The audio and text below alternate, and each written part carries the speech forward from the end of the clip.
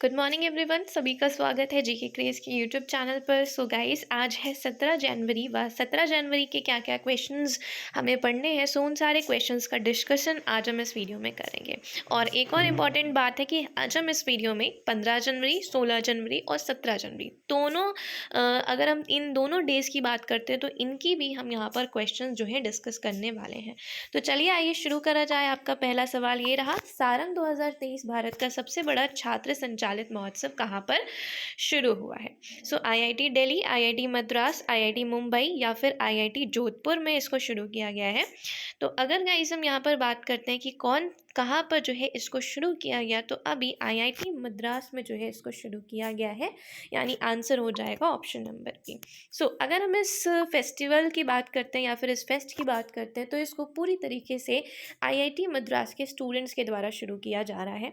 अगर इसकी बात करते हैं तो सारंग 2023 में 11 से 15 जनवरी 2023 तक लगभग 100 कार्यक्रम इसमें आयोजित किए जाएंगे और देश भर के 500 से अधिक कॉलेजों से 80,000 से अधिक लोगों के आने की यहाँ पर उम्मीद बताई जा रही है कि भाई इस बार जो इस फेस्ट में जो लोग आएंगे वो करीब करीब यहाँ पर 80,000 तक लोग आने वाले हैं।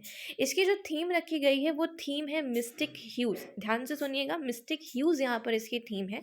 नेक्स्ट पे बात करते हैं तो भारतीय प्रौद्योगिकी संस्थान मद्रास यानी आईआईटी मद्रास की जब हम बात करेंगे सो वार्षिक सांस्कृतिक उत्सव सारंग वर्ष 2023 में पूरी तरीके से भौतिक मोड पे आयोजित किया जाएगा।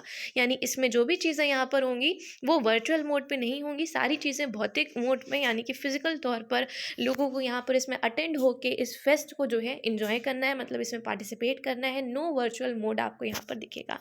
आगे बढ़ते हैं गाइस। तो अगला सवाल ये है और ये बहुत ही ज़्यादा इंपॉर्टेंट क्वेश्चन है आपके एग्जामिनेशन के लिए। 10 जनवरी 2023 को भारतीय क्रिकेट में 3 महिलाओं ने रणजी ट्रॉफी में अंपायरिंग करने वाली पहली महिला अंपायर तिकड़ी बनकर इतिहास रच दिया।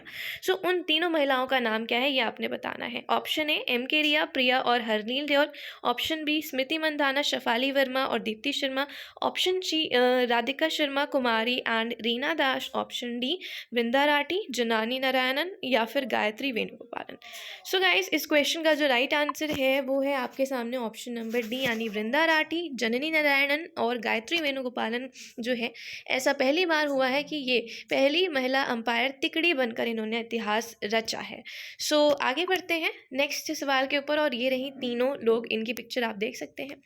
अगले क्वेश्चन में बढ़ते हैं। यहाँ पर ऑप्शन नंबर डी सही है और question number 3 on your screen. So इसका आंसर बताएंगे सभी। 12 जनवरी 2023 को किस मिशन के तहत समुद्र तल से 6000 मीटर नीचे 3 व्यक्तियों को भेजा जाएगा। समुद्रयान मिशन, सागर मिशन, ओपिक मिशन या फिर गगनयान मिशन। अगर गाइस हम यहाँ पर इस मिशन की बात करते हैं तो पहली बात तो इस मिशन का जो नाम है वो है समुद्रयान मिशन, यानी ऑप्शन नंबर ए यहाँ पर सही जवाब हो जाता है। आइए इस मिशन के बारे में थोड़ी सी बात कर लेते हैं। तो यहाँ पर पृथ्वी विज्ञान मंत्री डॉक्टर जितेंद्र सिंह ने कहा कि भारत समुद्रयान मिशन के तहत खनिजों जैसे संसाधनों की खोज के लिए समुद्र तल से 6000 मीटर की गहराई तक 3 व्यक्तियों को की एक टीम जो है भेजने की योजना बना रहा है, मतलब ये प्लानिंग ऐसी करी जा रही है।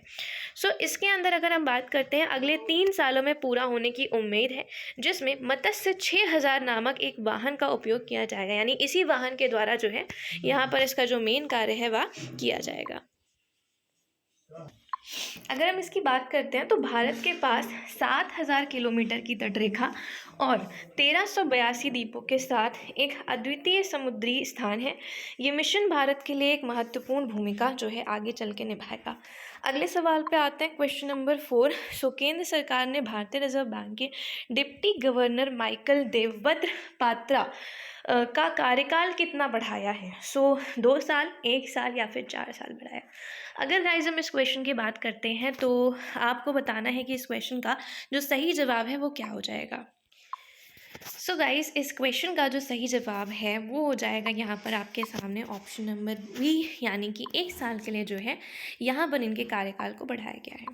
आइए चलिए इनके बारे में थोड़ी सी बात कर लेते हैं कि आरबीआई के गवर्नर शक्तिकांत दास के अलावा आरबीआई के 4 डिप्टी गवर्नर हैं, जिनमें माइकल देवव्रत पात्रा, अन्य डिप्टी गवर्नर एम के जैन, एम राजेश्वर राव और टीबी रविशंकर के साथ यहाँ पर हैं। उन्होंने 15 जनवरी 2020 को आरबीआई के डिप्टी गवर्नर के रूप में पदभार संभाला था। पात्रा का 3 साल का कार्यकाल 14 जनवरी को खत्म हो रहा था। केंद्र सरकार ने भारतीय रिजर्व बैंक आरबीआई के डिप्टी गवर्नर के रूप में डॉक्टर माइकल देवव्रत पात्रा के कार्यकाल को 15 जनवरी 2023 से 1 वर्ष के लिए और बढ़ा दिया। अगर हम आरबीआई की यहाँ पर बात करते हैं तो आरबीआई की जो स्थापना है वो होती है 1935 में। इसका नेशनलाइजेशन होता है 1949 में। इसका मुख्यालय आपको मिलेगा मुंबई के अंदर। सो ये सारी चीज़ें आपने ध्यान रखना है। और वर्तमान के जो इसके गवर्नर हैं वो हैं शक्तिकांत दास। आगे क्वेश्चन पे आ जाइए। और नेक्स्ट क्वेश्चन ये रहा, 12 जनवरी 2023 को किस पूर्व केंद्रीय मंत्री और राष्ट्रीय जनता दल राजद के नेता का निधन यहाँ पर हो गया? तो अगर हम बात करते हैं आरजेडी लीडर की, जिनका भी हाल फिलहाल में निधन हुआ है, उनका नाम है शरद यादव, यानी ऑप्शन नंबर ए यहाँ पर सही हो जाएगा। इनकी बात करते हैं तो इनका जन्म हुआ था करीब करीब 1 जुलाई 1947 में और इनकी डेथ हुई है 12 जनवरी साल 2023 में।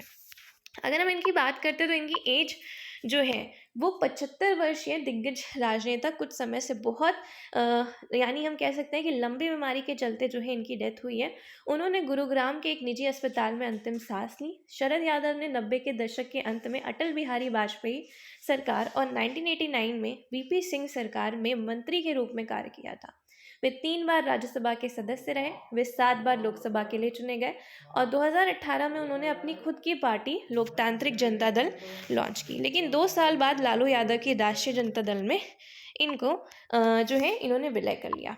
अगले क्वेश्चन पे आते हैं, क्वेश्चन नंबर 6। यूएई ने किसे 28वें जलवायु सम्मेलन COP28 का अध्यक्ष चुना गया है?